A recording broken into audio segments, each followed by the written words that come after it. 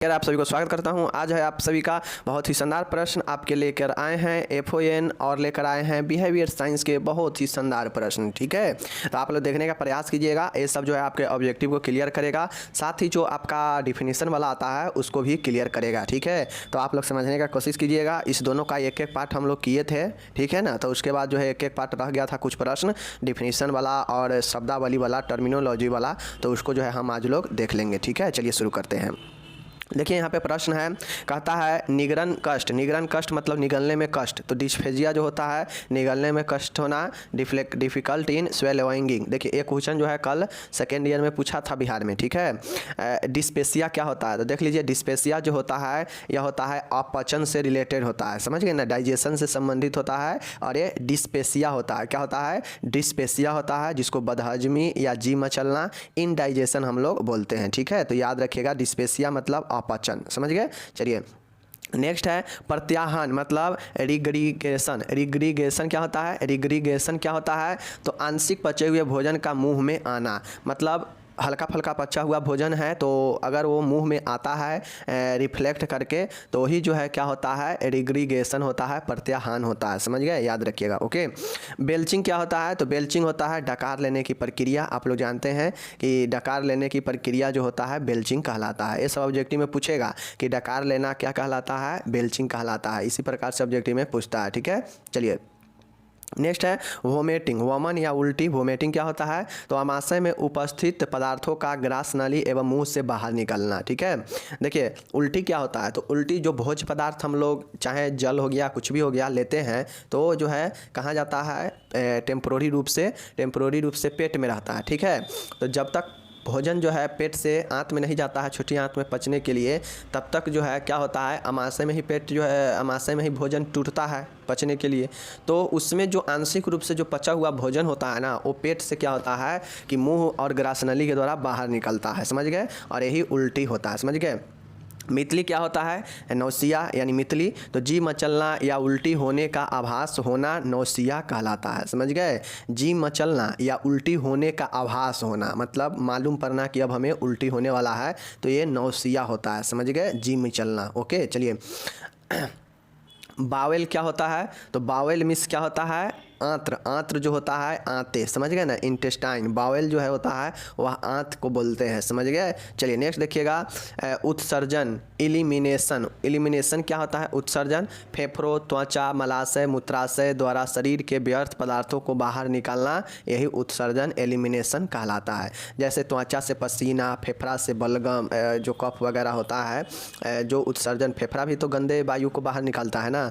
ठीक है, मलाशय से मल, मूत्राशय से मूत्र, गुर्दा से कार्बनिक पदार्थ शरीर से बाहर निकलता है। ठीक है, यूरिया वगैरह, तो यही उत्सर्जन एलिमिनेशन होता है, समझ गए। चलिए नेक्स्ट यहाँ पे हम लोग देखते हैं कब्ज क्या होता है, तो मल का कारा होना, कठिनाई से एवं अनियमित रूप से बाहर निकलना। ठीक है, मल का कारा होना, और जब कारा होता है तो मल बाहर निकलने में कठिनाई और अनियमित हो जाता है। ठीक है, तो वही कब्ज कहलाता है, समझ गए। चलिए फीसेज क्या होता है, मल। फीसेज क्या होता है, तो बड़ी आंत के अंतः पदार्थ मतलब बड़ी आंत के अंदर जो पदार्थ होता है वह मल ही होता है, समझ गए। चलिए नेक्स्ट देखिए मल त्याग, डिफेकेशन क्या होता है, तो मलाशय से मल पदार्थ को बाहर निकालने की प्रक्रिया। डिफिकेशन यानी मल त्याग क्या होता है, तो जो मलाशय से जो मल रहता है उसको बाहर निकालने का जो प्रक्रिया है वही मल त्याग कहलाता है, समझ गए।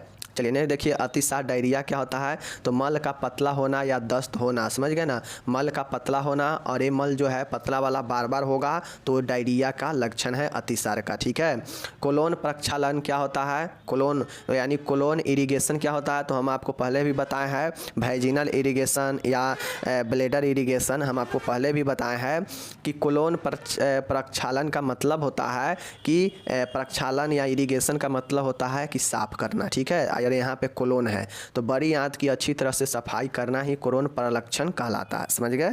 चलिए नेक्स्ट हम लोग यहाँ पे देखते हैं, कहता है गुदबस्ती या एनीमा क्या होता है? एनीमा या स्लाइसिस क्या होता है? मल त्याग की सुगमता के लिए मलाशय में द्रव प्रविष्ट कराना। किसी को अगर कॉन्स्टिपेशन बन जाता है और वो कॉन्स्टिपेशन अगर नहीं आसानी से बाहर निकल पाता है मल, तो उससे जो है मल बाहर निकालने के लिए मल को जो है मुलायम बनाने के लिए एनीमा दिया जाता है ताकि मल आसानी से बाहर निकल जाए, तो वही जो है उसी को एनीमा या स्लाइसिस कहते हैं। ठीक है। अनैच्छिक मूत्रता यूनोरेसिस क्या होता है? तो यूनिरेसिस का मतलब होता है कि मूत्र का अनैच्छिक रूप से त्याग होना, मतलब मूत्र पर संयम नहीं होना। ठीक है, यूनिरेसिस हो गया। ओके, चलिए नेक्स्ट हम लोग यहाँ पे देखते हैं। नेक्स्ट क्या देखते हैं, देख लीजिए। फ्लूटेंस। फ्लूटेंस क्या होता है? फ्लटुलेंस क्या होता है? उदर वायु। आमाशय एवं आंत में गैस बनना फ्लूटेंस उदर वायु कहलाता है। समझ गए, ध्यान रखिएगा। रुधिर काला मल मैलिना क्या होता है? तो रक्त की उपस्थिति के कारण गहरे अथवा काले रंग का मल। देखिए ये सब लगभग पढ़ा चुके हैं, आपको कुछ क्वेश्चन मिलेंगे जो नहीं पढ़ाए हैं, बाकी और सब चीज़ पढ़ा चुके हैं। ठीक है। तो रुधिर काला मल मैलिना, रक्त की उपस्थिति के कारण अथवा काले रंग का मल होना को ही हम लोग मैलिना बोलते हैं। ठीक है, चलिए नेक्स्ट हम लोग यहाँ पे चलते हैं कि मूत्र त्याग मिक्ट्यूरेशन क्या होता है? तो मूत्र बाहर निकालने की प्रक्रिया। समझ गए ना, मूत्र बाहर निकालने की जो प्रक्रिया होता है वही जो है मिक्ट्यूरेशन होता है। समझ गए। चलिए देखिएगा। पीड़ादायक मूत्रोर्ग डायूरिया मतलब डिफिकल्ट इन यूरिन पासिंग, मूत्र त्याग में दर्द होना। समझ गए, पता है। पायूरिया क्या होता है? तो मूत्र में पश बनना, पायूरिया पहू में कहलाता है। ठीक है, चलिए बहुत शानदार है सब ऑब्जेक्टिव के लिए। इनकॉन्टिनेंस का मतलब क्या होता है? असंयम होता है, जैसे मूत्राशय से मूत्र, मलाशय से मल। इसके जो पेशी होते हैं जो बंद करके रखता है मलाशय को और मूत्राशय को, और जब इच्छा होता है, जब मूत्र या मल मालूम देता है तो उस पर जो है जाता है लोग करने, यानी उस पर नियंत्रण जो होता है वह नियंत्रण पेशी पर नहीं होता है, जिसके कारण मूत्राशय और मल पर संयम नहीं हो पाता है और वही इनकॉन्टिनेंस कहलाता है। समझ गए।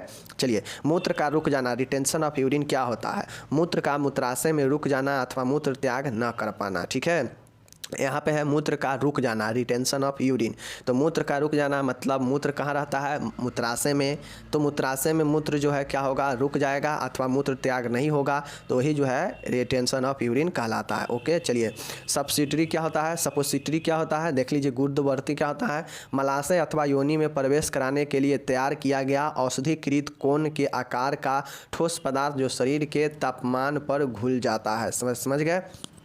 देखिए गुदवर्ती सपोसिटरी क्या होता है? तो मलाशय में, समझ गए ना, या योनि में प्रवेश कराने वाला ऐसे औषधि वाला त्रिकोणीय कोन के आकार का ठोस होता है जो प्रविष्ट कराने पर शरीर के तापमान पर क्या होता है? घुल जाता है वहाँ जाने के बाद। ठीक है ना। जब प्रविष्ट कराया जाता है मलाशय में या योनि में तो वह ठोस रहता है कोन के आकार का, लेकिन जब वो उसको प्रविष्ट करा दिया जाता है तो वह धीरे धीरे घुल जाता है शरीर के टेम्परेचर पर। ठीक है, चलिए नेक्स्ट हम लोग यहाँ देखते हैं। देख लीजिए प्रोक्टोक्लाइसिस। प्रोक्टोक्लाइसिस क्या होता है? देख लीजिए। शरीर में अवशोषण के लिए किसी द्रव की काफ़ी अधिक मात्रा को मलाशय में इंजेक्शन द्वारा धीरे धीरे दिए जाना। ठीक है, प्रोक्टोलाइसिस क्या होता है? तो देखिए मानिए शरीर में जो है अवशोषण के लिए बहुत ज़्यादा द्रव की आवश्यकता है। समझ गए।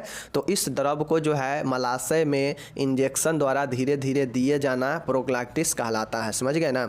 चलिए एनेरिया क्या होता है? तो मूत्र का न बनना या मूत्र का अनुपस्थित होना ही एनूरिया कहलाता है। ठीक है, चलिए नेक्स्ट यहाँ पे देखिए पॉलीयूरिया क्या होता है? तो ये भी क्वेश्चन कल जो है पूछा गया था ऑब्जेक्टिव में बिहार में सेकेंड ईयर में कि अधिक मूत्र या बहुत मूत्र बनने को क्या बोलते हैं? तो पॉलीयूरिया बोलते हैं, बहुमूत्रता। ओके, ये भी क्वेश्चन पूछ सकता है कि रक्त आना, मूत्र में रक्त आना, हेमेच्यूरिया। समझ गए ना। देख लीजिए हेमेच्यूरिया, समझ गए। रक्त में मूत्र में रक्त पाना। समझ गए ना। तो ये सब चीज़ें ऑब्जेक्टिव के लिए बहुत ज़्यादा महत्वपूर्ण हो जाता है। ठीक है, चलिए देखिएगा एल्बुमिनुरिया क्या होता है? एल्बुमिनुरिया क्या होता है? तो मूत्र में सिरप एल्बुमिन का पाया जाना। ठीक है ना। एल्बुमिनिया मतलब एल्बुमिन का मात्रा जो है मूत्र में पाएगा। ओके, चलिए अल्पमूत्रा ओलिगुरिया मतलब मूत्र का बहुत थोड़ी मात्रा में बनना। ठीक है, थोड़ी मात्रा में होगा तो एलिगुरिया, और बिल्कुल नहीं बनेगा तो एनूरिया। हम ये सब तो बहुत बार बता चुके हैं। ठीक है, ग्लाइकोसूरिया क्या होता है? तो यहाँ पे देखिए ग्लाइको मतलब ग्लूकोज और यूरिया मतलब यूरिन, मतलब ग्लूकोज का मात्रा होगा यूरिन में,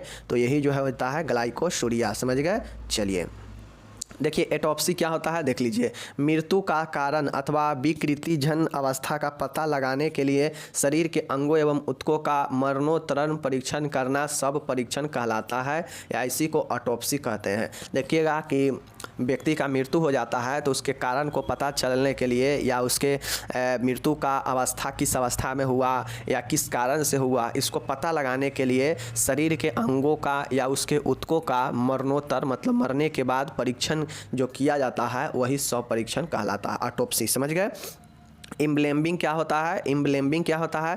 मृत शरीर को सड़ने से बचाने के लिए उसके बाहर उसके एवं बाहर प्रतिरोधी रक्षक पदार्थों का प्रयोग करना। ठीक है। अब जैसे देखते होइएगा कि बहुत लोग क्या होता है कि मृत्यु हो जाने के बाद देखते होइएगा कि विदेश से शव को लाता है या कहीं कहीं से शव है जो कि 2 दिनों 3 दिनों के बाद जो है घर पर 5 दिनों के बाद पहुंचता है, तो तब तक जो है वो बॉडी को कैसे रख पाता है? तो यही इम्ब्लेम्बिंग जो तरीका होता है इसके द्वारा ऐसे पदार्थों को रक्षा करने वाले पदार्थों को जो है वो बॉडी के आसपास रखा जाता है जो क्या करता है कि बॉडी को सड़ने गलने से बचाता है। तो यही इम्ब्लेम्बिंग होता है। समझ गए। चलिए देखिएगा यूथेनेसिया क्या होता है देख लीजिए, आसानी से होने वाली या वेदना रहित मृत्यु। देखिए किसी को अगर आसानी से मृत्यु हो जाता है जिसमें कोई दर्द कोई कष्ट नहीं है तो उसे यूथेनेसिया कहते हैं। ठीक है, याद रखिएगा कि आसानी से होने वाला मृत्यु को यूथेनेसिया बोलते हैं। समझ गए।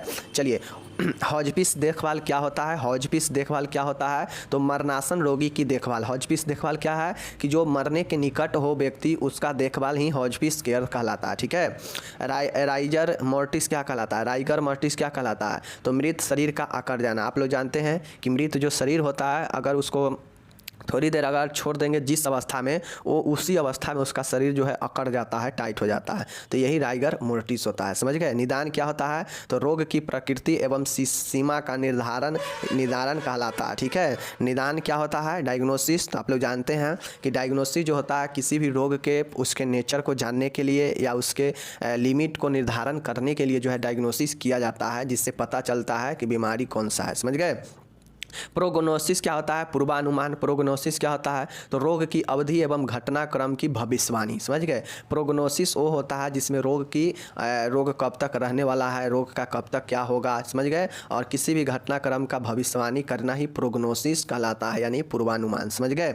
रोग हेतु विज्ञान जिसको एटियोलॉजी बोलते हैं, ऐसा विज्ञान जिसमें रोगों का कारण ढूंढा जाता है। समझ गए ना। ऐसा विज्ञान जिसमें रोगों का कारण ढूंढा जाता है उसे एटियोलॉजी कहते हैं। समझ गए कि किस कारण से रोग हुआ है उसका कारण ढूंढना एटियोलॉजी कहलाता है। समझ गए। चलिए रोग विज्ञान या विकृति विज्ञान पैथोलॉजी क्या होता है? तो देखिए चिकित्सा विज्ञान की वह शाखा जो रोगों का अध्ययन करती है, रोग प्रक्रिया के दौरान शरीर की रचना एवं कार्यों में होने वाले परिवर्तनों को भी यह सूचित करता है, वही जो है आपका रोग विज्ञान होता है। समझ गए। चलिए साइन चिन्ह क्या होता है? ऐसे चिन्ह जिन्हें देखा या महसूस किया जा सकता है जैसे बुखार। साइन सिम्टम्स क्या होता है? साइन क्या होता है? चिन्ह क्या होता है? तो जिसे देखा जा सकता है या महसूस किया जा सकता है। जैसे बुखार वाले पेशेंट को जो है बुखार जो है आप उसको जांच सकते हैं, महसूस कर सकते हैं। ठीक है। लक्षण क्या होता है? तो मरीज के द्वारा बताए जाने वाले लक्षण या रोग की प्रकृति एवं स्थान जैसे पीड़ा। लक्षण क्या होता है कि जैसे कोई पेशेंट को दर्द हो रहा है, पेट दर्द हो रहा है, आंख दर्द हो रहा है, तो ये जो है लक्षण जो है मरीज बताते हैं तो वो लक्षण जो है पता चलता है कि हाँ इस बीमारी में जो है ये चीज़ें हो रहा है। समझ गए। चलिए जटिलताएं कॉम्प्लिकेशन क्या होता है? देख लीजिए जटिलताएं कॉम्प्लिकेशन क्या होता है? तो रोग के दौरान कई अन्य रोगों का उत्पन्न होना जटिलता कॉम्प्लिकेशन कहलाता है। समझ गए। टेकीकार्डिया क्या होता है? तो आप लोग को पता है टेकीकार्डिया मतलब तीव्र नाड़ी दर। ठीक है। ब्रेडिकार्डिया मतलब मंद नाड़ी दर। तो देख लीजिए टेकीकार्डिया कब होता है? तो जब 100 प्रति मिनट से अधिक का नाड़ी दर होता है तो टेकीकार्डिया कहलाता है। कार्डिया मतलब हृदय। समझ गए। और टेकी मतलब तीव्र। ओके। चलिए ये सब ऑब्जेक्टिव के लिए आपके इंपॉर्टेंट है। ब्रेडिकार्डिया क्या होता है? तो 60 प्रति मिनट से कम नाड़ी दर हो जाएगा तो हो जाएगा क्या चीज़? ब्रेडिकार्डिया। समझ गए। अब यहाँ पे बात आता है, मैं आपको कितना बार बता चुका हूँ कि पोनिया आएगा तो श्वसन समझिएगा। ठीक है। तो टेकी मतलब तीव्र और पोनिया मतलब श्वसन, तीव्र श्वसन। तो 24 प्रति मिनट से अधिक बढ़ी हुई श्वसन दर को तीव्र श्वसन बोलते हैं। समझ गए। increase the respiration rate of 24 per minute that is called tachypnea। Okay. चलिए आप लोग यहाँ पे देख लीजिए नेक्स्ट है मंद श्वसन है, समझ गए, देख लीजिए मंद श्वसन है मतलब ब्रेडीपोनिया, जिस प्रकार से ब्रेडी कार्डिया था उसी प्रकार से ब्रेडीपोनिया भी है। बस कार्डिया रहेगा तो हृदय का धड़कन नाड़ी दर होगा, और आपका पोनिया रहेगा तो श्वसन दर होगा, ठीक है। तो 10 प्रति मिनट से कम श्वसन दर को मंद श्वसन दर बोलते हैं, ठीक है। Less than 10 per minute respiration rate is called bradypnoea. Okay, चलिए एपनोइया अश्वसन क्या होता है, व्हाट इज कॉल्ड एपनोइया अश्वसन। तो आप लोग जानते हैं कि श्वसन को पूरी तरह रुक जाना ही अश्वसन कहलाता है, वही ना अश्वसन होगा, चाहे थोड़ी देर के लिए हो चाहे ज़्यादा देर के लिए होगा तो मृत्यु ही हो जाएगा। थोड़ी देर के लिए श्वसन जो रुक जाता है उसे अश्वसन कहते हैं, ठीक है। चलिए अति श्वसन हाइपोनिया क्या होता है, तो कि श्वसन की गहराई में वृद्धि, समझ गए, श्वसन की गहराई में वृद्धि होना ही जो है क्या कहलाता है, हाइपोनिया कहलाता है। ओके, चलिए नेक्स्ट हम लोग यहाँ पे देखते हैं, देखिए चीख या खराटा एस्टेरिडोर क्या होता है, देख लीजिए एस्टेरिडोर श्वसन के दौरान उत्पन्न एक कठोर कंपन युक्त एवं तीखी ध्वनि, ठीक है। श्वसन ले रहे हैं उस दौरान एक कठोर और कंपन युक्त जो ध्वनि उत्पन्न होता है वही जो है एस्टेरिडोर चीख या खराटा होता है, समझ गए। चलिए व्हीज क्या होता है, खरखराहट क्या होता है, तो श्वसन के दौरान सुनी जाने वाली सीटी जैसी आवाज़ खरखराहट कहलाता है, ठीक है। खरखराहट क्या होता है, व्हीज क्या होता है, तो श्वसन के दौरान सुनी जाने वाली सीटी जैसी आवाज़ व्हीज कहलाता है, समझ गए। चलिए ये सब जो है आपके पूछेगा एग्जाम में कि श्वसन के दौरान खरखराहट की आवाज़ आने को क्या कहते हैं, तो व्हीज कहते हैं, ठीक है। श्वासरोध एस्फेक्सिया क्या कहलाता है, अपर्याप्त ऑक्सीजन के कारण उत्पन्न हुई दशा जैसे दम घुटना। तो एस्फेक्सिया क्या होता है, श्वास अवरोध मतलब श्वास का अवरोध होना। अब जब श्वास अवरोध होगा तो जानते हैं दम घुटेगा मतलब ऑक्सीजन का कमी होगा, समझ गए। उत्तक ऑक्सीक्षीणता एनोएक्सीमिया या हाइपोएक्सीमिया क्या होता है, तो रक्त प्रवाह में ऑक्सीजन की कमी। देखिए रक्त प्रवाह में जब ऑक्सीजन की कमी होगा तो जो है क्या होगा, अनोएक्सीमिया होगा या इसी को हाइपोएक्सीमिया कहते हैं। ये सब हम बता चुके हैं फिर भी बता रहे हैं। ओके, चलिए एनोक्सिया क्या होता है, देख लीजिए, तो उत्तकों को ऑक्सीजन की कमी या जो है आपूर्ति न होना क्या कहलाता है, यही जो है आपका एनोक्सिया कहलाता है, समझ गए। उत्तकों को ऑक्सीजन की कमी या आपूर्ति न होना जो है एनोक्सिया कहलाता है, ठीक है। देखिए संवेग अब क्या होता है, यहाँ पे देखिए संवेग इमोशन क्या होता है। तो अब हम लोग चलते हैं कहाँ पे, बिहेवियर साइंस में। ओके, बिहेवियर साइंस में देखिए संवेग एक जटिल अवस्था है, मैं पहले भी बता चुका हूँ। संवेग एक जटिल अवस्था है, समझ गए, जो व्यक्ति के उत्तेजित दशा को दर्शाता है, जो व्यक्ति को क्या करता है, उत्तेजित अथवा मंद अवस्था को दर्शाता है, ठीक है। अब जैसे कोई व्यक्ति में जो है पेन होगा तो पेन दर्द होगा तो उसमें क्या होगा, उत्तेजना आएगा, समझ गए ना।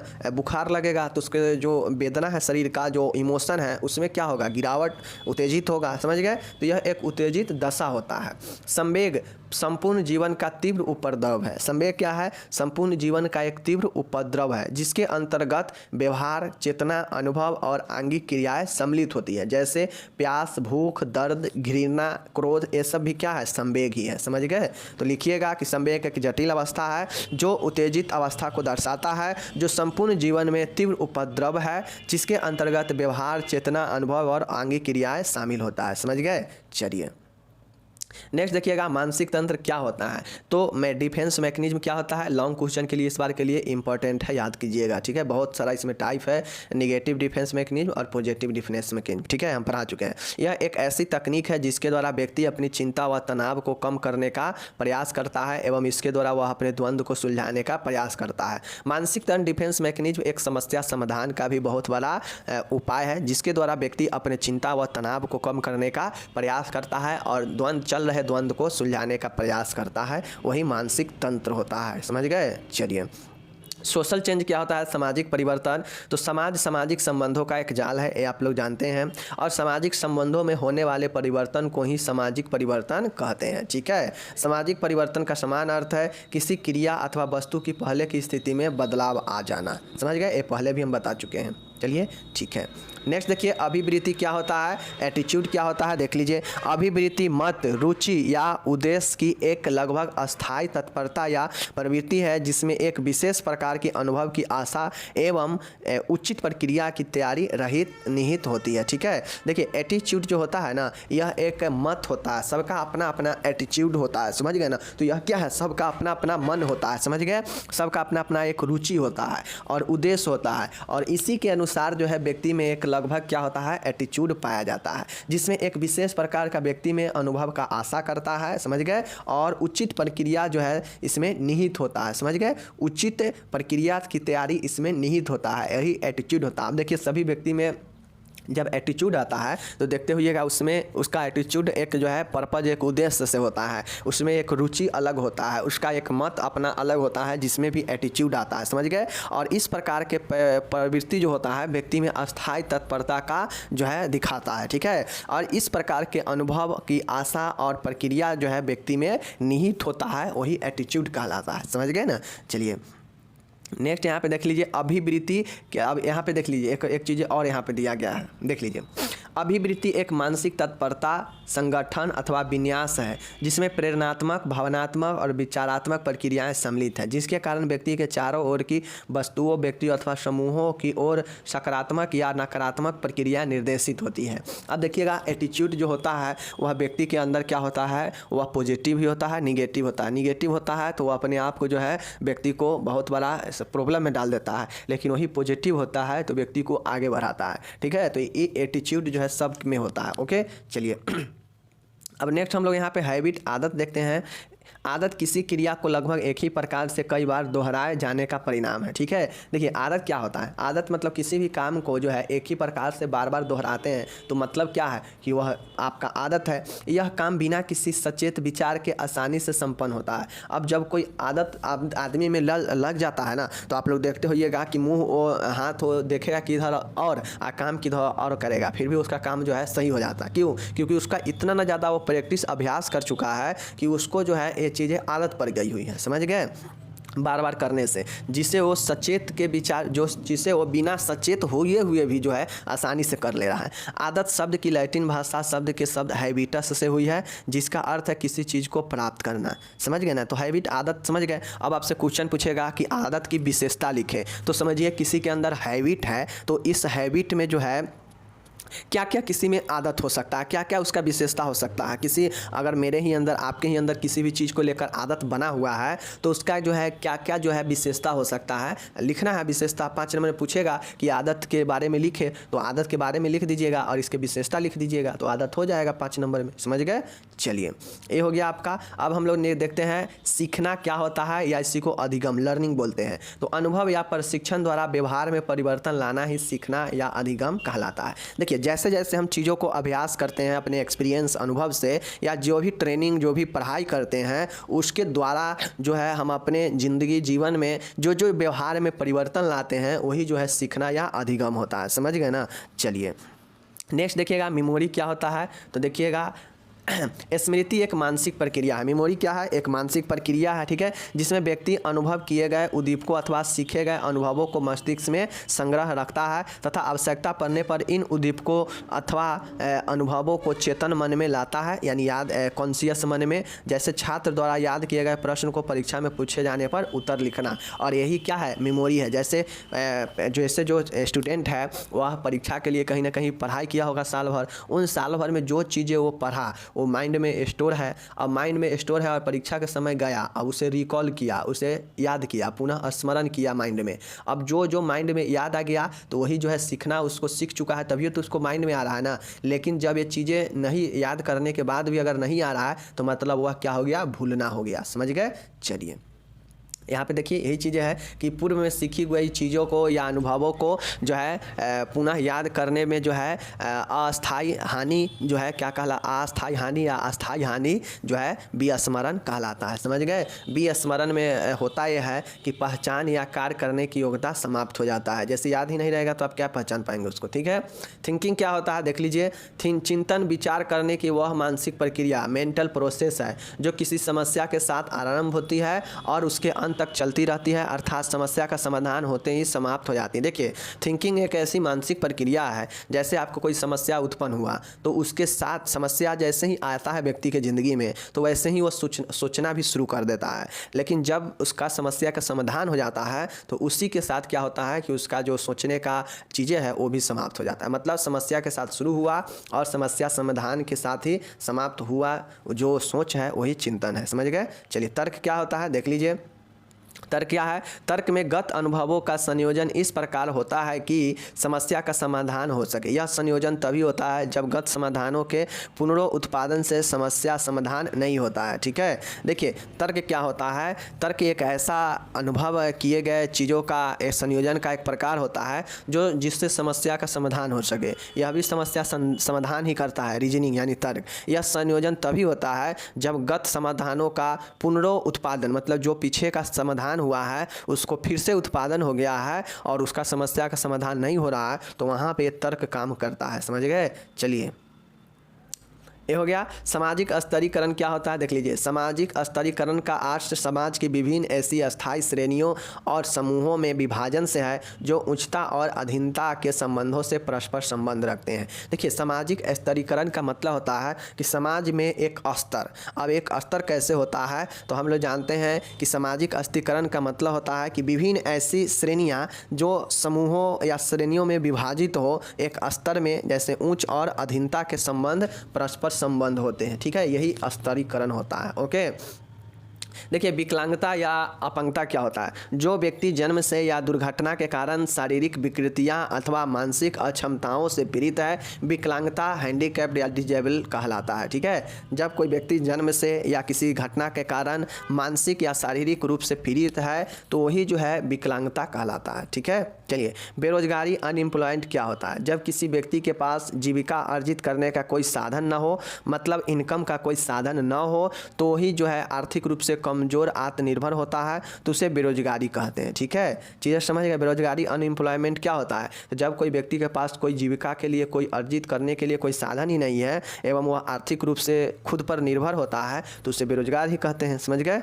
चलिए, समुदाय क्या होता है? तो आप लोग को पता ही है। संस्कृति क्या होता है? तो आप लोग को चलिए मैं बता देता हूँ।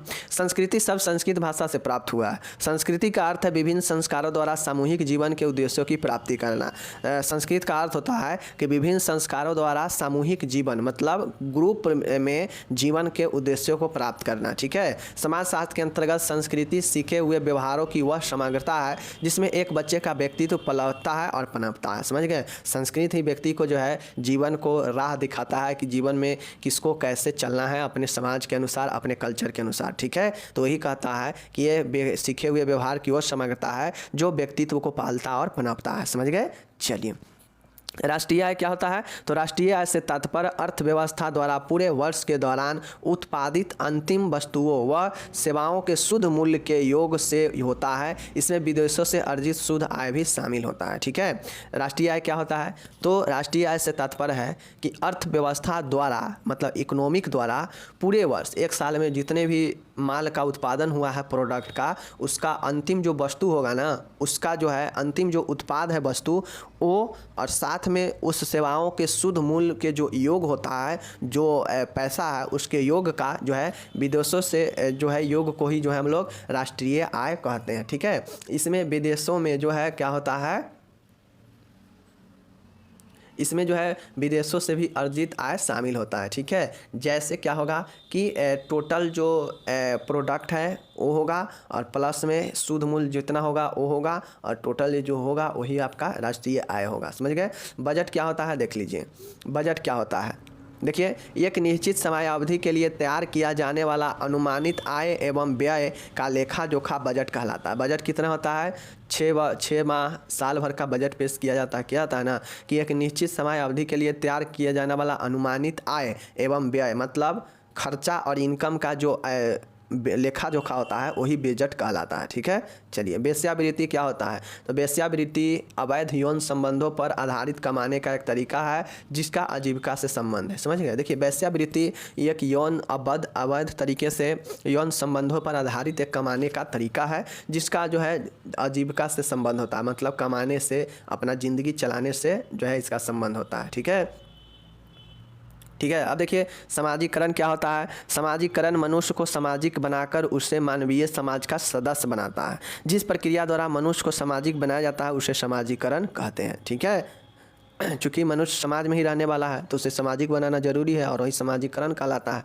ठीक है, चलिए, अब यहाँ पे उद्यम, आईडी, ईगो, ठीक है ना, ये सब हम पढ़ा चुके हैं, लेकिन देख लीजिए एक बार और देख लीजिए।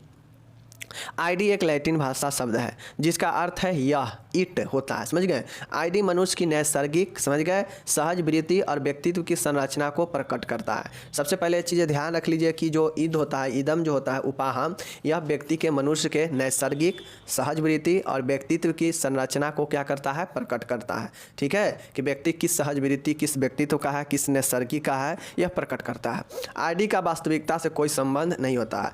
आईडी जो है किसी भी व्यक्ति के वास्तविकता से कोई लेना देना नहीं होता है। ठीक है, जो चीज़ें होता है सामने उसी को दिखा देता है। यह अचेतन, अनकॉन्शियस स्तर पर काम करता है। ऑब्जेक्टिव के लिए इंपॉर्टेंट है कि आईडी, ईदम जो होता है वास्तविकता से कोई संबंध नहीं है, यह अनकॉन्शियस के स्तर पर काम करता है। कौन? ईदम। जो सहज वृत्ति, इंस्टिंक्ट, प्राथमिकता पर जोर देता है। जो किस पर जोर देता है? सहज वृत्ति पर, प्राथमिकता पर जोर देता है। ठीक है, तो ये सब जो है आपसे पूछेगा कि उपाहम, ईगम, या इसी को हम लोग क्या बोलते हैं, समझ रहे हैं ना, हम इसे पढ़ा चुके हैं। यहाँ इसी को जो है हम लोग एक अलग से जो है हम लोग माइंड स्ट्रक्चर मॉडल भी इसको हम लोग कहते हैं। ठीक है, देख लीजिए ईगो,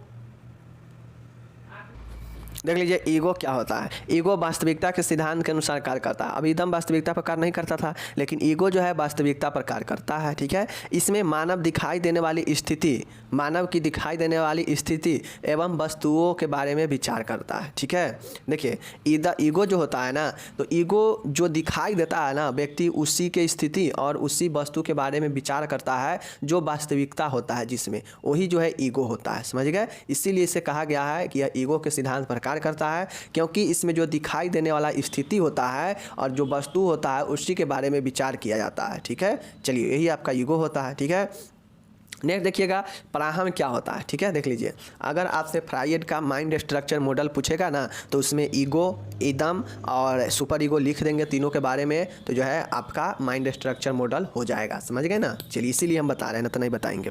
ठीक है, सुपर ईगो मुख्य रूप से मनुष्य को उसके माता पिता द्वारा सिखाया गया सांस्कृतिक नियम है। ठीक है, जो इंटरनलाइजेशन प्रभाव व्यक्त करता है, जो कि मनुष्य को मार्गदर्शन और प्रभाव लागू में मदद करता है। ठीक है, पराहम क्या होता है? पराहम क्या होता है आप लोगों को पता होना चाहिए। पराहम सुपर ईगो जो होता है, यह मनुष्य को उसके माता पिता के द्वारा सिखाया गया एक लॉ, एक सांस्कृतिक नियम होता है। जैसे किसी को कैसे रिस्पेक्ट करना है, अपनी ज़िंदगी को कैसे चलाना है, अपने व्यवहार को कैसे जो है आगे बढ़ाना है, ये सब जो है मार्गदर्शन जो है इसी सुपर ईगो के तहत ही लागू होता है। समझ गए, जो इंटरनलाइजेशन प्रभाव को व्यक्त करता है, जो मनुष्य को मार्गदर्शन और प्रभाव लागू करने में मदद करता है। ठीक है, चलिए अब ये क्वेश्चन सामने है रिकॉर्ड और रिपोर्ट्स के बारे में। ठीक है, ये भी क्वेश्चन बहुत पूछता है। रिकॉर्ड रोगी से देखिए रिकॉर्ड जो होता है रोगी से संबंधित मूल आंकड़े का एक लिखित दस्तावेज होता है। ठीक है, समझ गए ना, रिकॉर्ड क्या होता है कि किसी भी रोगी का संबंधित एक मूल आंकड़ा डाटा लेने का एक लिखित दस्तावेज होता है। ठीक है, रिकॉर्ड वे रजिस्टर, डायरिया या फाइलें होती है जिसमें मरीज के अस्पताल में दी जाने वाली चिकित्सक सेवा एवं परीक्षण का लिखित वर्णन होता है, एवं यह कानूनी दस्तावेज होते हैं जो रोगी के दाखिले से निष्कासी तक उपयोग में लाए जाते हैं। देखिए रिकॉर्ड एक ऐसी रोगी के मूल आंकड़े का लिखित एक दस्तावेज होता है जिसमें रिकॉर्ड्स वे रजिस्टर या डायरिया या फाइलें होता है जिसमें मरीज को अस्पताल में दी जाने वाली विभिन्न प्रकार के चिकित्सीय सेवा और परीक्षण से संबंधित लिखित वर्णन होता है उस रिकॉर्ड वाले फाइल में। ठीक है, यह कानूनी दस्तावेज भी होता है क्योंकि आगे चलकर इसका मदद ले सकता है कानून आगे की प्रक्रिया में। ठीक है, जो रोगी के दाखिले से लेकर निष्कासी तक उपयोग में लाए जाते हैं। रिकॉर्ड होता है जो जैसे पेशेंट दाखिला लेगा वहाँ से लेकर और इसके बाहर निकलने डिस्चार्ज होने तक ये उपयोग लाया जाता है रिकॉर्ड। समझ गए, तो आप समझ गए क्लियर। चलिए उसी प्रकार से रिपोर्ट क्या होता है, किसी मरीज को प्रदान की जा रही स्वास्थ्य देखभाल के संबंध में स्वास्थ्य कर्मियों, नर्स या अन्य सदस्यों के मध्य सूचनाओं का आदान प्रदान रिपोर्ट कहलाती है।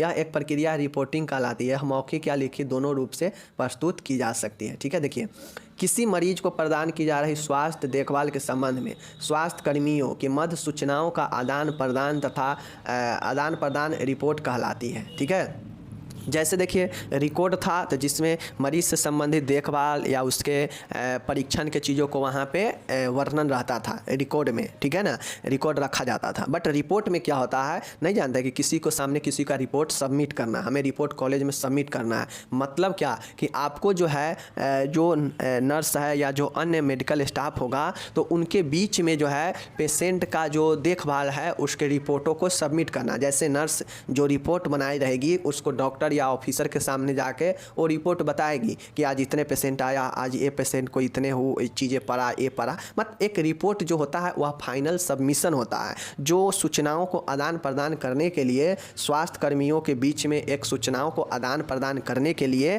तैयार किया जाता है। समझ गए, वही रिपोर्ट कहलाता है। यह प्रक्रिया जो है रिपोर्टिंग कहलाती है। अब किसी के सामने रिपोर्ट देंगे तो उससे क्या करेंगे, रिपोर्टिंग ही कहेंगे, ठीक है ना। अब यह जो प्रक्रिया होता है तो रिपोर्ट आप किसी को ओरली भी दे सकते हैं, मुंह से भी बता सकते हैं, बाई टेलीफोनिक भी बता सकते हैं कि हाँ आज जो है इतना विभाग में इतना पेशेंट को दिखा गया, आज जो है इतना पेशेंट भर्ती हुआ, ये है वो है दिस डैट, समझ गए ना, इस पेशेंट को ये चीज़ें पड़ा, तो ये रिपोर्ट है। तो ओरली भी बता सकते हैं और रिटेन में भी जो है प्रस्तुत कर सकते हैं या भेज सकते हैं किसी के पास, समझ गए। तो बेसिकली जो रिपोर्ट होता है यह मेडिकल हेल्थ स्टाफों के बीच में सूचनाओं को आदान प्रदान करने का एक लिखित या ओरली रूप से तैयार किया गया एक आंकड़ा होता है, समझ गए। लेकिन जो रिकॉर्ड होता है वह मरीज को क्या क्या देखभाल दिया गया, क्या क्या सेवा दिया गया, क्या परीक्षण किया गया, वो सबका वर्णन होता है रिकॉर्ड में, ठीक है। तो ये चीज़ें हो गया, बाकी मिलेंगे अगले वीडियो में, तब तक धन्यवाद, टेक केयर, बाय बाय, नमस्कार।